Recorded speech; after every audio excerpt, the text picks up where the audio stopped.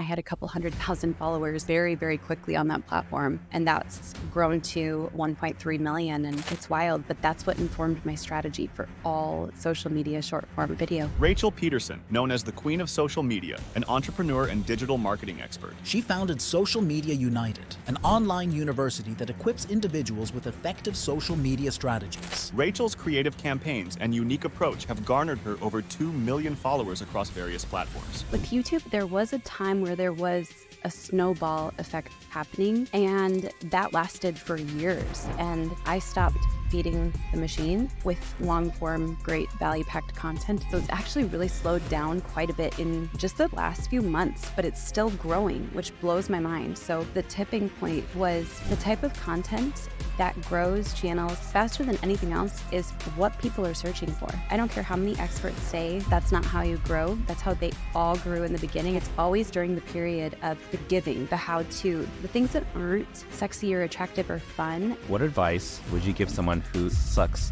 at marketing? When you feel like you suck at marketing. The Content Capitalist Podcast. Hey guys, welcome to another episode of the Content Capitalist Podcast.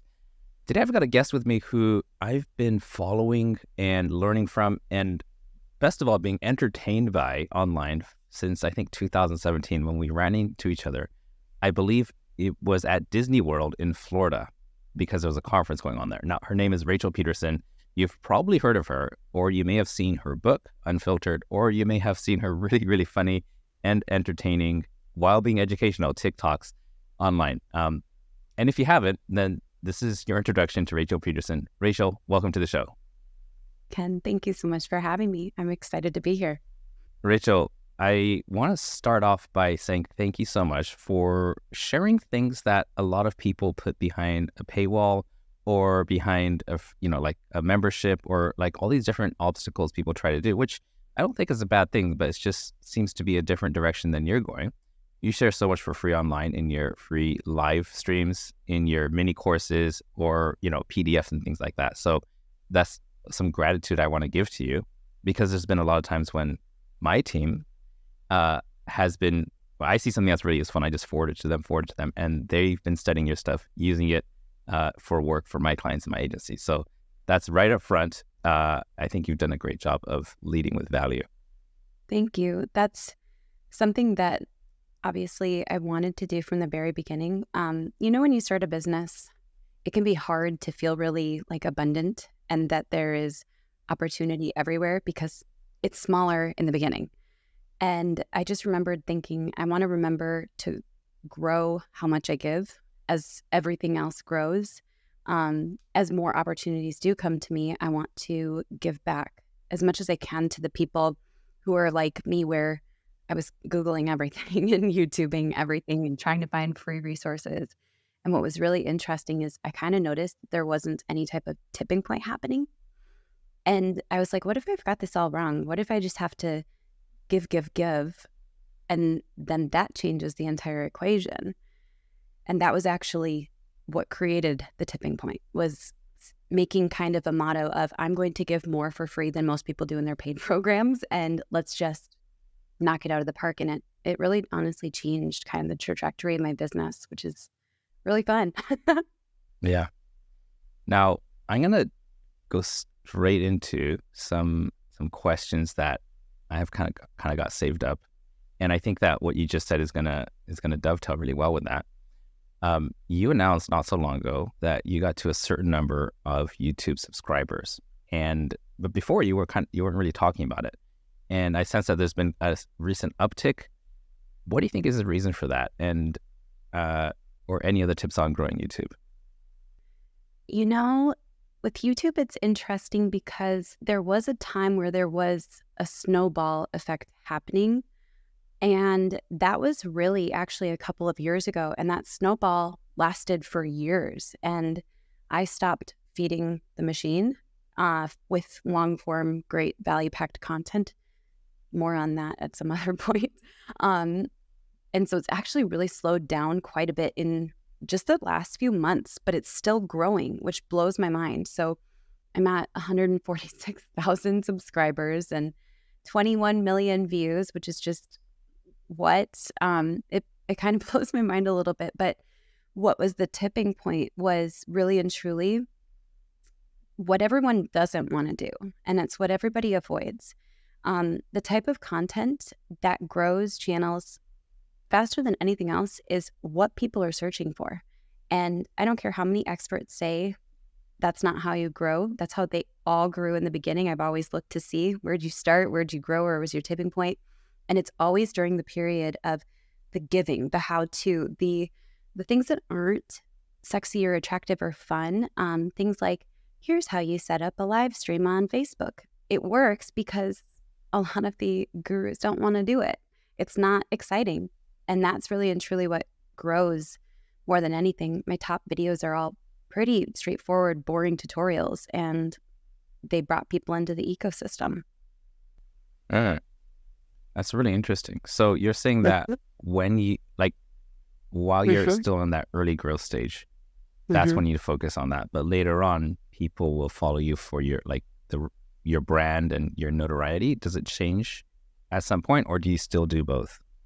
It does change if you are willing to and want to do kind of an up level in terms of content. So turning it into more of a show, or going the Mr. Beast route, which is constantly topping what he's done in the past. And that's a lot of work. That's not for me.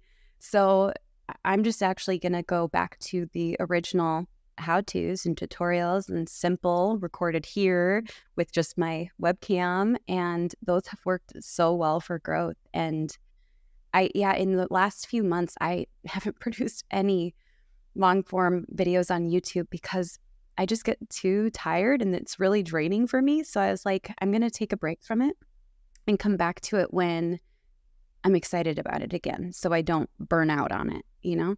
You brought up a really good point there. Feeling excited about it, or, you know, getting worn out by it. Some people have this sense of, or they at least teach this principle of discipline, create no matter what. Here you are saying you create when you feel like it or when you're inspired to. Could you kind of walk us through your philosophy around that? Absolutely. So I love discipline, and I also love grace and chill. And what's really interesting is I really believe that every single person needs like a custom combination of each. Some people tend to be really hard on themselves and regimented, and I'm going to do this every single day and never miss a day. And then they've just had surgery and they're like, what do I do about my commitment? And then there are some people who are like, I don't know, I just do what I want. And they dabble, post 3 things, then disappear for 6 months. And so it's going to be different for every single person. But I tend to be a little more hard on myself and more, this is what I need to do, and this is the path.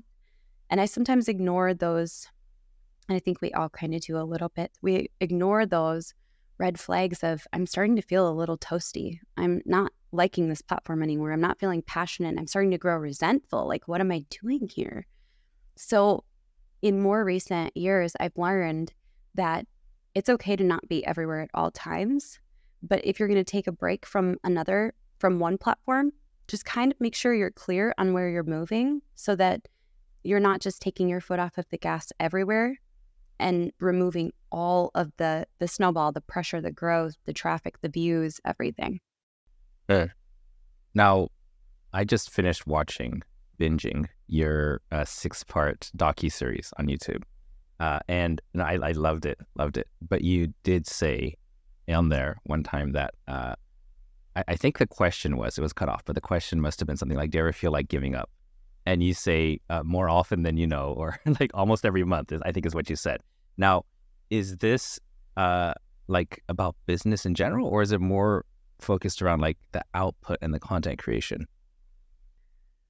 Oh my gosh, this is such a good time to be having this interview, because the last year, there were so many times where I was like looking for jobs. And this time, seriously, I almost applied for a few for director of marketing, CMO, marketing VP stuff, because part of me just wanted to be able to remove the pressure of having to be the face and be the name and the personality behind a business. That part can get really tiring. I'm highly introverted, and so that part of building a business is the worst. I hate it so much. So that's a part of it, but it was business this past year, and I used to want to quit business. There are a lot of aspects of business I don't enjoy, and I could even list a few of them, things like the games and the negotiations and the networking and the egos. And I'm like, no, I want to sit in the corner and read a book. So it's really interesting because I haven't shared this anywhere, but I took on a client who I won't name. And it was the worst experience of my life with clients. And it made me realize I absolutely do not want a job. And I came back to my business with a ton of gratitude. It was basically like a job, and it renewed my my feeling of I can get through the crappy parts because the good parts are awesome, and there is a lot of freedom in it. When it comes to content creation, I could easily switch to just written content and just goofy and sarcastic content all the time and be totally happy. But Sometimes I have too much fun doing that too. yeah. Oh, that's the best part. Like when you see a video or a trend and you're like, I have to do this one. It's so stupid or ridiculous. I like that part. But I don't as much want to give up the last few months since I let go of that client and realized I don't want a job. I don't want 20 hours a week of calls. I don't want to have someone make me fill in the work I'm doing in a spreadsheet every week. No, I'm not interested. So yeah, I hope that's a long way to answer that question. It's uncanny how similar that is to something I experienced recently too. But this is about you. But you're not alone in experiencing that. I actually had a consulting client offer me a job, and the income I take home is more than I'm paying myself right now in my business. Now we do have profits on top of my income, but it was very tempting. It was very tempting. I'm just like, so I don't have to manage staff. I don't have to like do all the 90% of the stuff I'm doing. And then it was exactly what you said. The thought of filling out reports, being told what to do, like for everything. I was like, I don't know. It's the trade-off is not worth it. Not worth it. But then sometimes my mind does go there. It's like there's, running a business is a lot. I'd like to go into talking about short form content because from what I see, that's been about 90% of your recent output, unless there's something I'm not seeing. But it is where you seem to shine, not just shine, but like, like a laser beam shine. When you first started dabbling with it, did it start succeeding for you right away, or did it take you a while to kind of find your pattern? Okay, so discovering short form, vertical specifically, in case anyone was wondering, video content started a lot earlier than people realize for me. I want to say it was 2018. In 2018, I jumped on to TikTok, and this is before other people in business were on there. There was almost nobody from marketing, the business world. It was the Wild West. It really was. And what I loved about TikTok at that point was it was the first time I allowed myself to be 100% who I am. Sometimes I feel this way quite a bit. Sometimes with business, you feel like you have to kind of rein in the sarcasm or the unhingedness that we all have, or just the dumb things. I have so many dumb thoughts and say so many dumb things throughout the day, and I love it. But you're like, I don't want people to not take me seriously. I mean, we all kind of struggle, I think, with how much of myself can I truly be and still be successful. And TikTok was the first place where I was like, okay, nobody else is on here. I'm just going to go on here and be all of it. I'm going to say dumb stuff and get in trouble and say naughty things and like all of the above. I was like, I'm just going to go for it.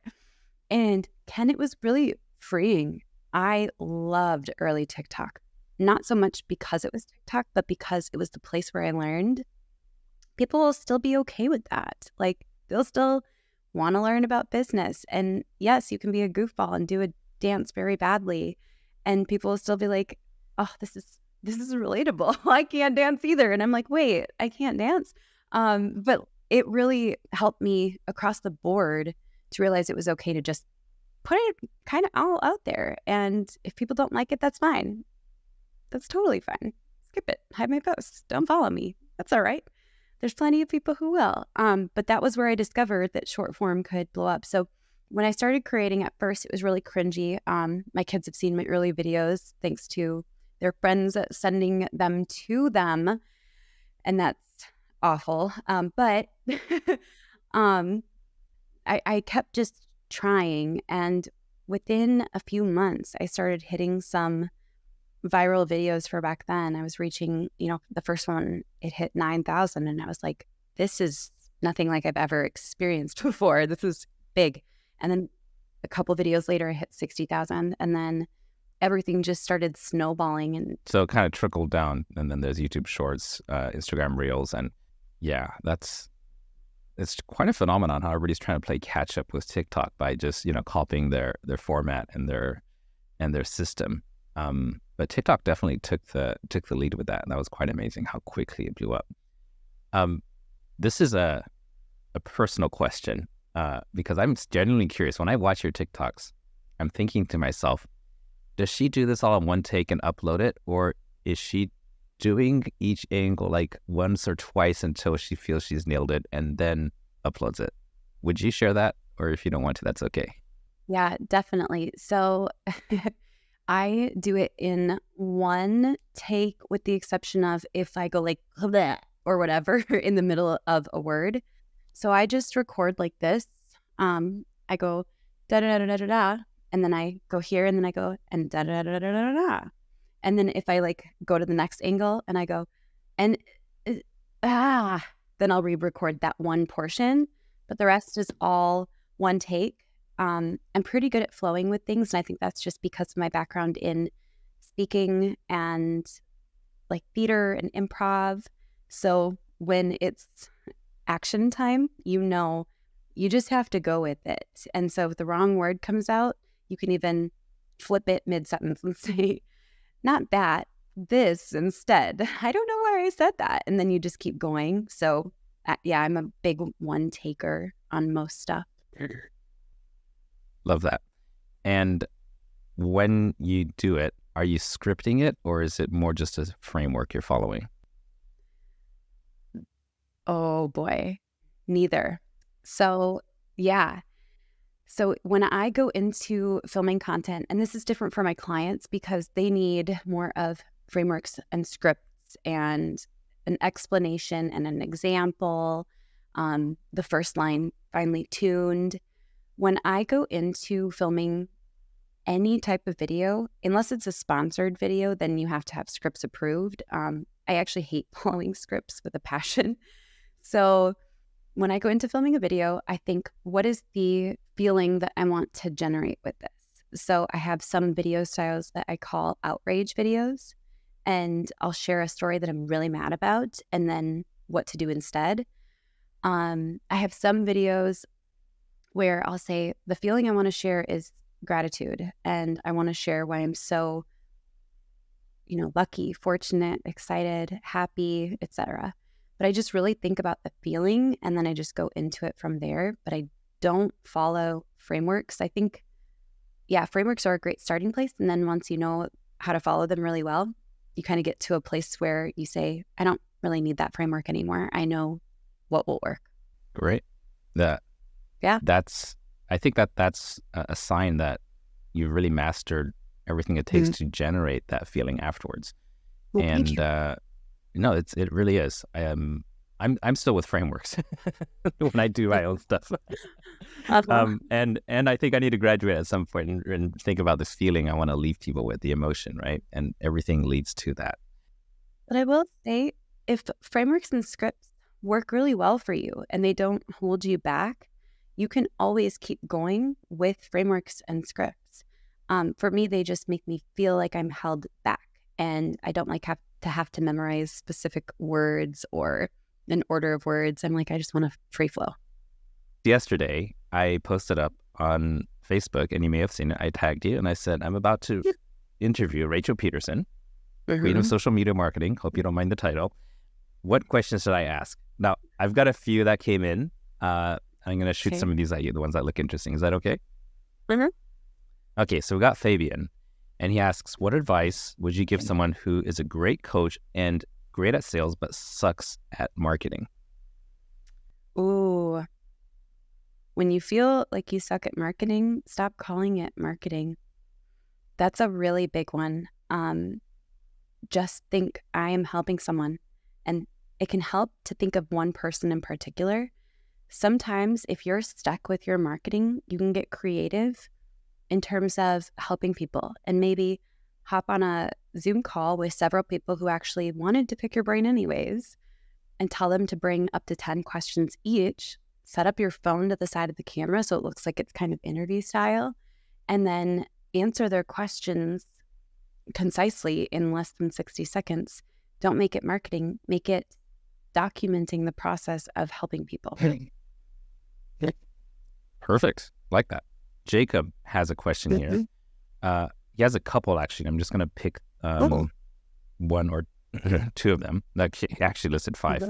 But we want to give everybody a chance. He says, where's the underpriced attention right now? Is it in low ticket sales or high ticket things?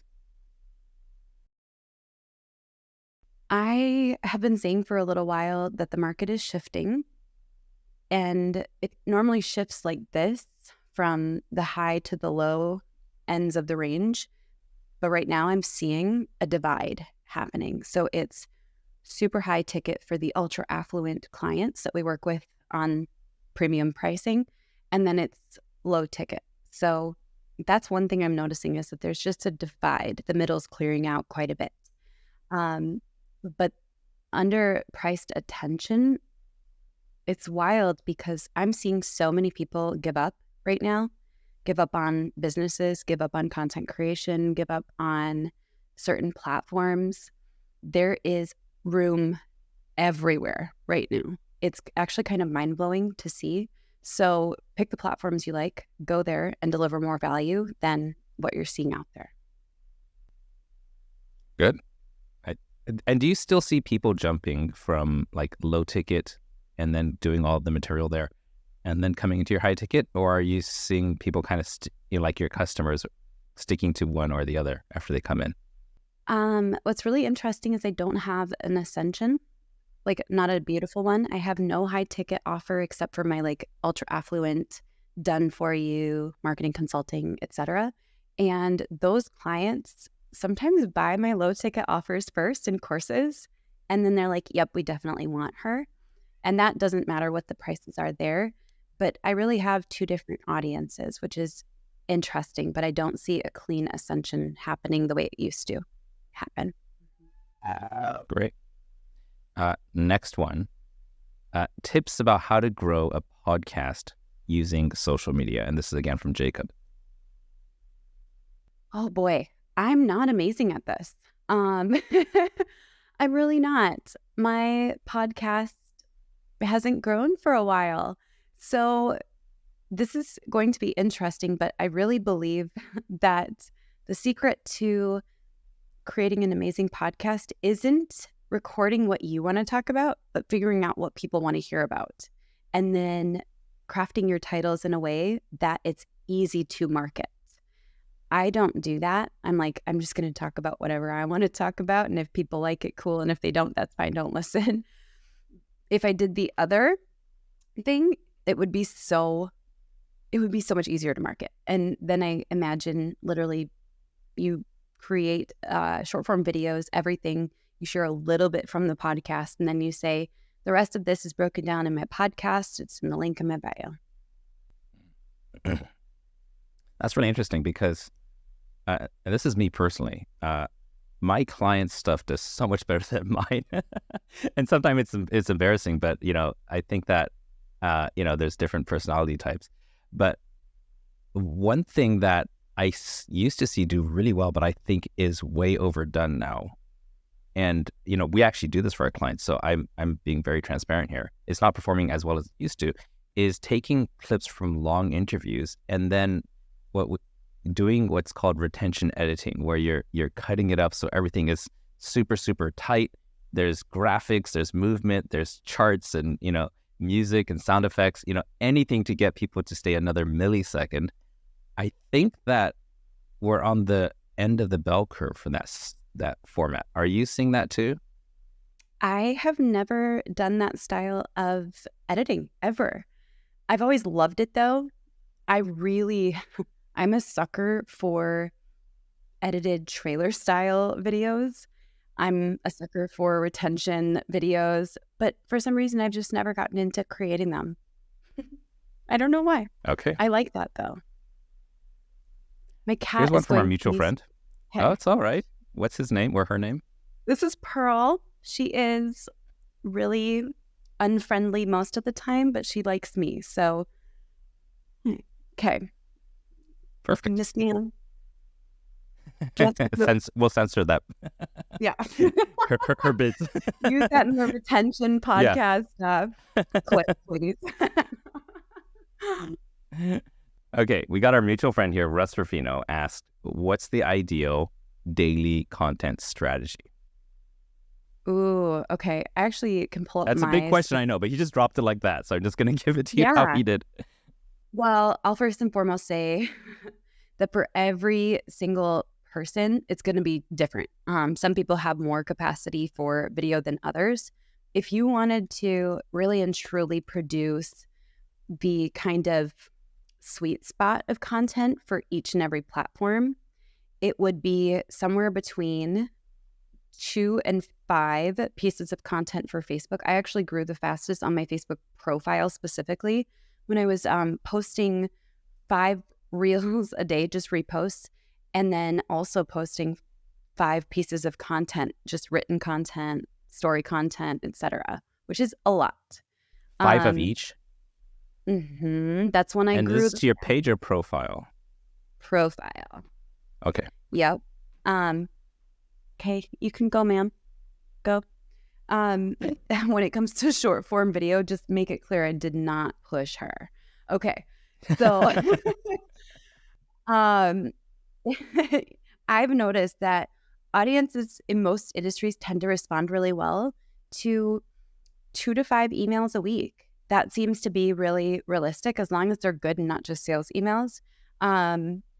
We do anywhere from 2 to 7 pieces of content on Instagram per day. Those are mostly reels because some of our content is produced just for reels.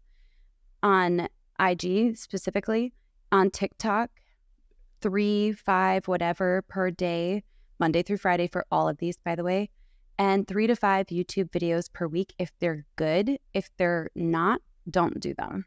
It doesn't help. So that's kind of what we noticed has been a really good content creation goal for each and every day. And we hit it most days or get pretty close. And I know that you have clients and you advise them on this stuff, but do most of your clients, I mean, I know right now you're pumping out at a pretty, consistent pace. Yep. How many of your clients are actually pumping out as much as you are? None. Most of them. So what do you suggest to your clients compared to you? Like when they say, hey, you're doing this, but now you're, how do you reconcile that difference?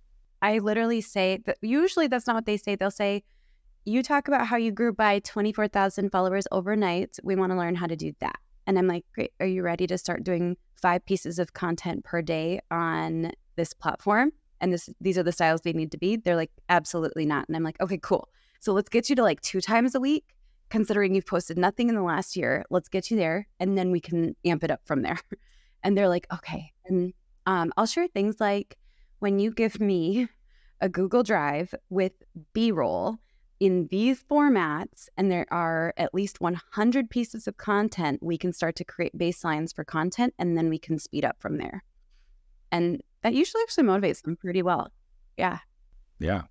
I mean, I'd imagine if I went to bodybuilding, hired a coach, I'm just like, I want to learn how to, bench 400 pounds. He's like, okay, great. Start with 50 and then we'll work up. Okay. JD Krause has a question here.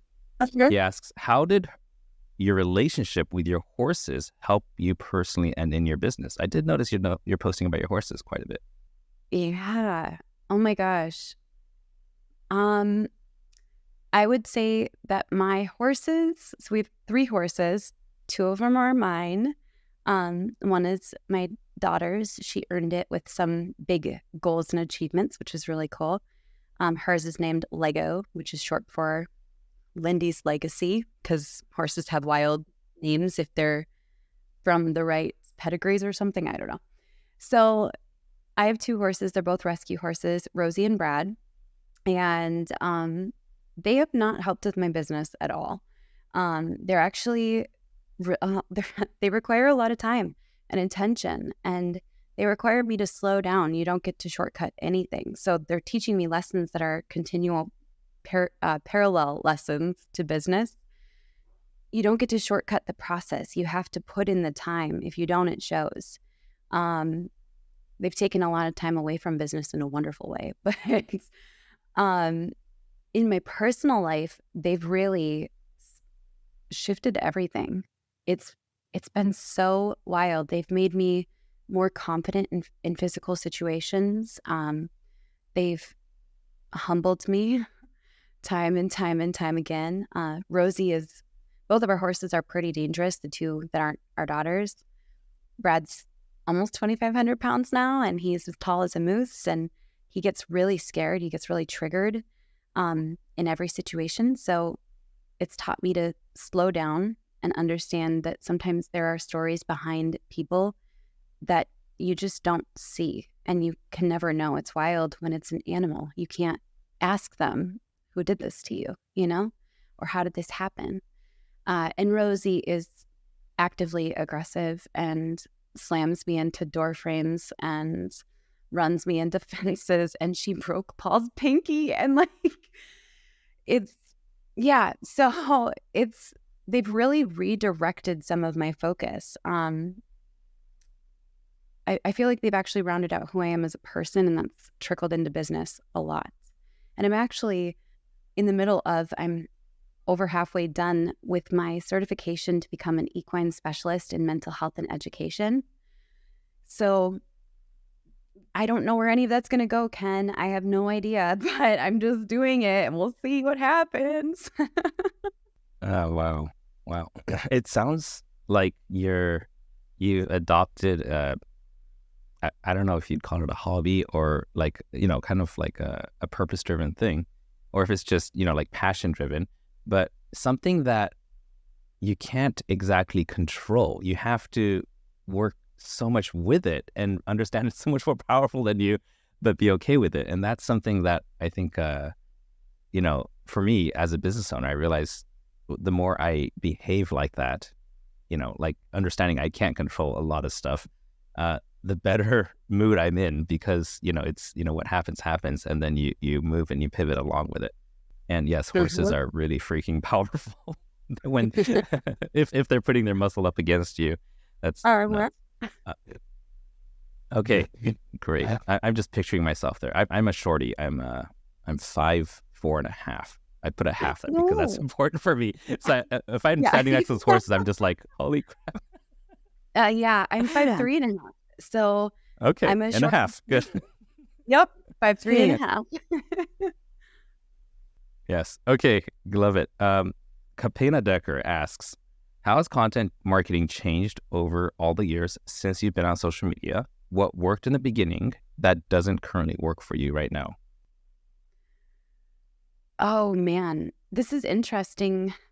When I look back at the early days of content creation, I feel like I was chaotic and bad and untrained and sporadic, and I didn't understand what it took to create content that would actually work or move the needle.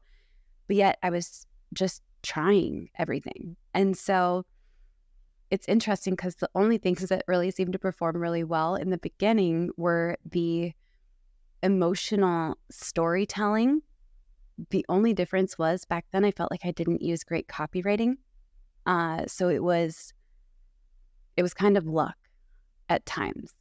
Luck meets preparation. I don't know. Back in the old days, I remember I would give anything for my content to perform. But then when I look back at what I was creating back then, I was like, I wouldn't follow me. This is not good. This is, there isn't heart. There isn't openness. There isn't value. Here's a big one. We used to be able to create a lot more content that wasted people's time. And I really, truly believe that people don't want their time wasted anymore. There's so much that people can choose from. So you have to ask yourself, is this post a post to just put a post out there so that I can say I posted something today? Or is this something that people will actually stop and say, thank you for this. I needed this. Or I agree. I needed this laugh today, So don't create content just for the sake of creating content versus in the early days, I feel like we did a lot more of that. That's a good one. I'm getting a bit of a gut check there. Question from Krishna Yala. With algorithms changing and AI-generated content soon to flood the market, what's the best thing people can do to create a great foundation with social media presence for their brand? Algorithms have always been changing. They will always change. There is one underlying principle that is good news underneath all of it. Algorithms are just almost universally making sure that people are seeing content that they want to see. That's all. That's their job. And that always helps me anytime someone's like, the whole algorithm changed. I'm like, maybe I just need to tweak a few things and make sure I'm not wasting people's time or taking the care to make sure that this has valuable lessons in it or whatever. Now, I say most of the time because the only platform that I've noticed use the algorithm in a very, very, very self-serving way recently was TikTok. And that was promoting the content that makes them money. So it deprioritized all other content. That's the only platform where I've been like, this is really rough. And maybe You mean Facebook. the TikTok shops and all that thing they're doing recently? Yeah. Okay. Yeah. I noticed this on Facebook years ago too, when the ad inventory was getting low. They would start to deprioritize our other content. There were some interesting things there. So the majority of the time, the algorithm's job is to make sure it retains people's eyeballs. And so create content that grabs people's attention and retains it. And I know that sounds like, well, duh. Well, no, like really, really think about those words. If your content isn't getting great views, is it really that great of content? Interesting question. I always ask myself this too, by the way. So I'm like, I created this amazing video and nobody's watching it. Facebook isn't showing it to anyone. Was it really that good though? Oh, shoot. No, it wasn't. It was shoot. Uh-huh. Now. And then just one more thing with AI. Yeah. And do you use AI content creation at all? We use it like we'd use an assistant, It doesn't lead, but it definitely helps. That's how I feel. It's an aid. It's a tool. And when it comes to AI-generated content, you still have to understand the principles of marketing. So if you imagine like, oh no, everyone who doesn't know how to market is now going to use AI content, that's great.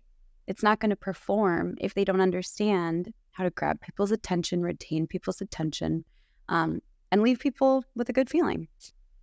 Thank you for that. I have an add-on to that.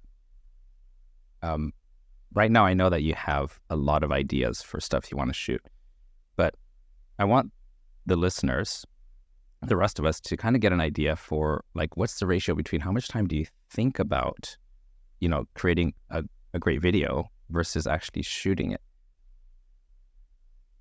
Oh, I think it's going to be shockingly underwhelming. So let's say I have an idea. I'm going to think about the first line I'm going to say, and that's it. And then go in and film the video. I don't spend hours preparing content. It's different when you're working with other people's content. I want to put that out there for those who work with clients. But when it's your own, you don't have to overthink it if it's a great idea. So go through the bullet points. Is there a hook or a concept that pulls people in? Is there some value in it or something funny or a plot twist? Or is this the something new strategy or outrage? Okay, cool. So yeah, I spend maybe 5 minutes max thinking about a video before I film it. And a lot of my content I film not knowing what it's for. So my drafts in my phone on TikTok, they're packed. There's just all these videos of me doing trends. I have no clue when I'm going to use them, how I'm going to use them. They just sit there until a rainy day where I don't feel like filming. That's cool. And you mentioned earlier you did some improv before. Do you recommend, like, if someone's having a hard time getting into the flow, they should maybe take improv lessons, or is that a thing? It's really helpful. Improv is one, and the second is Toastmasters public speaking, or a public speaking program. There's the public speaking programs I took as a kid were powerful because every time you said there was someone tallying it. Now I say a lot in everyday life. I say I say like, I say all of that. They tally all of your filler words. So when you're giving a speech, you have to slow down and not say the extra words and think about your next sentence before you go. So it was very helpful when I was younger because I love filler words. I think they're fantastic. But in video, if you're sitting there stumbling over your words, it might be helpful to learn the power of stopping, pausing, collecting your thoughts, etc. I'm a huge fan of those types of classes. Yeah. So maybe I should go sign up for one. Pauline Olo asks, work-life balance, does she have any? And are there invasions on her privacy? Like, does she share too much? Ooh, I like this. This is loaded, isn't it, Ken? I think that she's might be hinting something, but I'll leave that to your interpretation. Yeah. Oh, this is so funny. I totally took it that way, by the way. Work-life balance. I don't think I work as much as people think I do. How about that? My content performs really well for me, so it makes it appear as though I am on the clock and around all the time. I actually got a message from my therapist the other day, and she said, "You've been awfully active online lately. Is everything okay?" And I said, "What? I was just offline for 5 days. My team is repurposing content." And she said, "Oh, all's well then. Okay, just checking in. Everything's just been showing up a lot for me." So I don't work weekends. I don't work evenings. Sometimes I don't work on Fridays. I start my workday later than I'd like to admit. I play Mario Kart in the middle of the day. I practice the piano in the middle of the day. I like my work-life balance. I think it's great. Less than 40 hours every single week. It's been really good. And do I share too much? If you think I do, you're probably not going to like me over the next few years. Just a heads up. I won't share it because it is private. I do have a list of topics I'm not allowed to talk about, but people don't even know to ask about them because I don't talk about them. So there are a lot of things I don't bring up, don't talk about. It's off limits, etc. And then I do have some really cool limits. Like, I don't share exactly where I live. I don't share where my kids go to school or pictures of my kids, what they're up to. People don't even know all of their hobbies. Yeah, there are a lot of limitations, especially with the people in my life. But I don't share anything that feels private. And there's a lot that I feel really, really private and protective over in my life. And none of that goes online. And it's pretty nice. I think you explained it really well in your docuseries on YouTube, which I just finished binging through, Unfiltered, on your... I just said, now I'm noticing all my uhs now. But go to YouTube and you explained... No, it's great.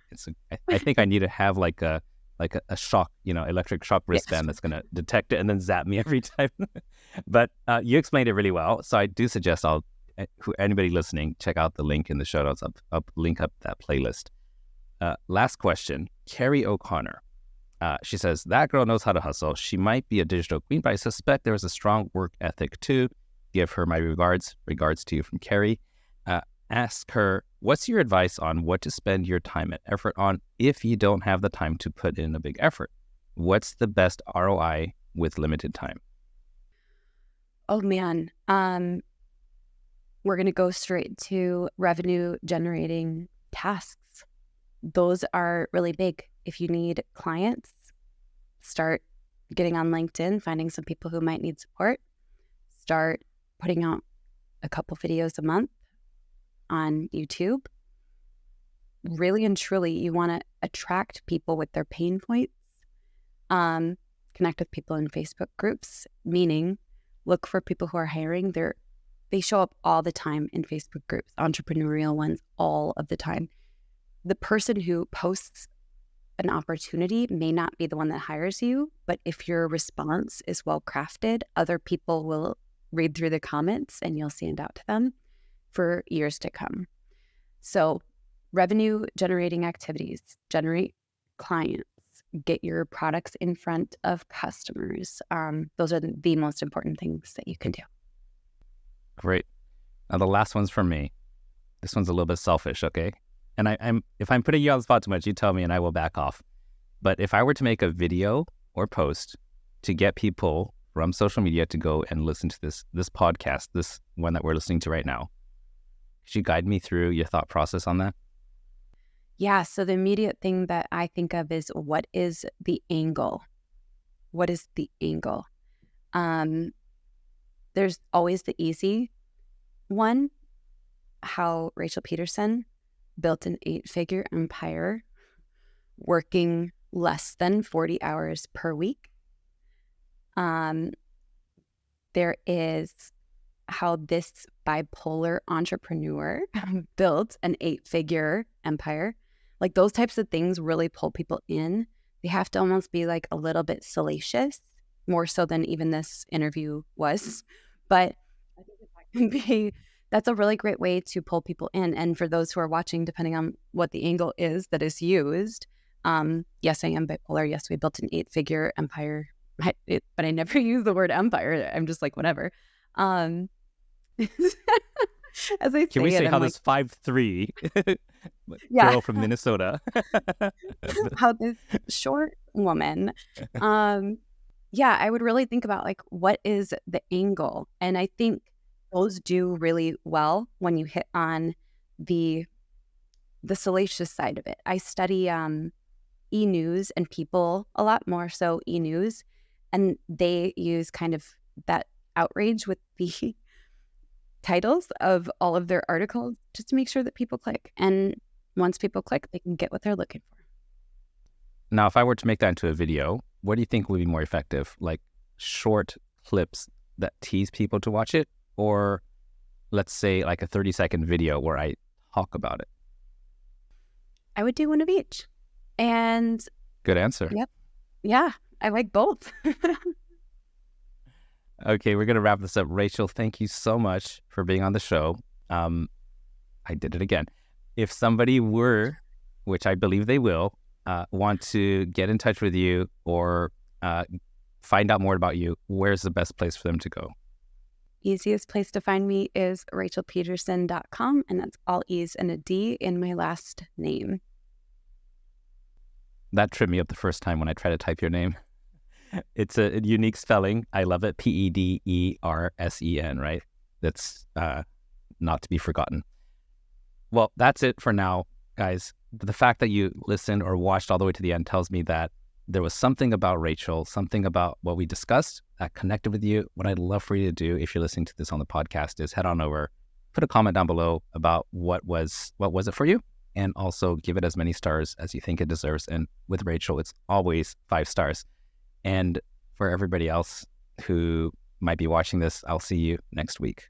No hustle, worship here, we're a different breed. Action is what we got if action is what you need. Content capitalists, we're breaking the mold. Cause the old ways fading, new stories to control. So content capitalists, get to the prize. This is the Content Capitalist Podcast, and my name is Ken Okazaki. There are as many ways to make money with content as there are people doing it. So listen in as my clients, past, present, and future, unpack how they crack the code to making $1 million a year or more while capitalizing on their content. Let's get started.